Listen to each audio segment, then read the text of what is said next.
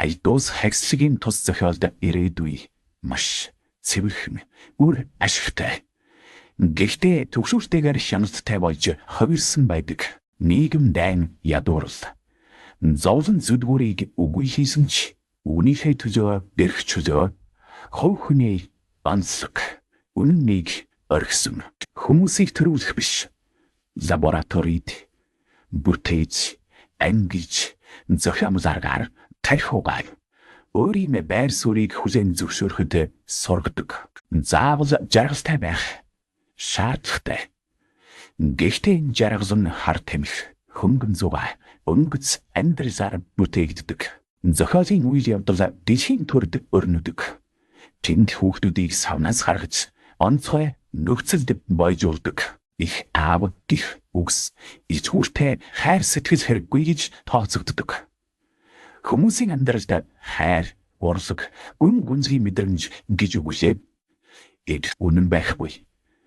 Зөвхөн тогтвортой байдал эргэлзээ төрөхөд сомаг их хар тамхин давтаж асуудлаа мартдаг. Энэ бүхний дунд Бернард Маркс гэх нэгэн залуу өөрийгөө торхихгүй байгааг мэдэрдэг. Тэр альфа зэрэглэлийн давхаргад харьяалагддагч хитрхи гүн бодолтой амар тайван бус нэгэн. Тэр энэ нийгмийн үнэт зүйлсийг асууж эхэлдэг. Тэр зэрлгүүдийн нутаг руу аялж тэнд хайр, гэр бүл, шашин, зовлон зүдгүүртэй амьдралтай хүмүүсийг харна. Тэнд Жон гэх залуутай уулзна. Жон бол дэлхийн төрийн иргэдээс төрсөн ч системийн гадна өссөн хүүхэд. Тэр Шекспир уншсан, хайр, үе, гашууг мэдэрсэн сэтгэлийн гүн рүү өнгийсэн хүн. Бернард түүнийг буцаан Лондон руу авчирснаар хоёрын ертөнцийн зөрчилдөө мэхэлдэг. Жон дэлхийн төрийн хүмүүст сонин содон харагддагч бас нөгөө тэгүр аюултай санагдана. Тэр бурхан үнэн гоо үзэсгэлэнгийн тухай ярьдаг. Гэрч хүмүүс түүнийг сонсохгүй. Энэ харамсан. Харин Бернард өөрөө эргээд нийгмийнхээ дэг рүү буцаж Жон ганцаараа үлддэг. Зохиолын хамгийн хүчтэй хэсэгт Жон дэлхийн төрийг удирддаг. Мустафа Монттэй нүүр тулна. Монд түүнд амар амгалангийн төлөө үнэн гоо үзэсгэлэн эрх чөлөөг хайсан гэж хэлдэг. Тэнд дайн байхгүй. Бас хайрын шүлэгч байхгүй. Сэтгэл зүрхээр мэдэрдэг амьдралын гүн бодохч үгүй. Харин Жон хариулахдаа нэг л зүйл хэлдэг. Би амар тайван биш. Би бурхан хүсэж бай. Би уран зохиол хүсэж бай.